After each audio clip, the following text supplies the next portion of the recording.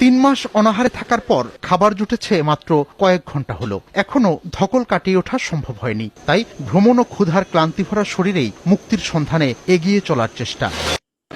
এই যে মানুষগুলো অসহায়, নর নারী, শিশু, কতদিন এরা খায়নি।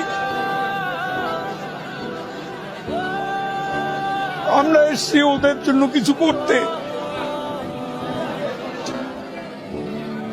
এই বৃষ্টির মধ্যে কি কষ্ট।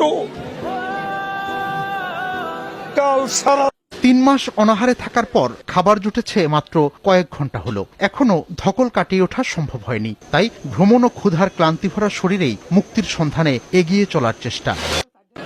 এই যে মানুষগুলো অসহায়, নর নারী, শিশু, কতদিন এরা খায়নি। আমরা এসছি ওদের জন্য কিছু করতে। এই বৃষ্টির মধ্যে কি কষ্ট।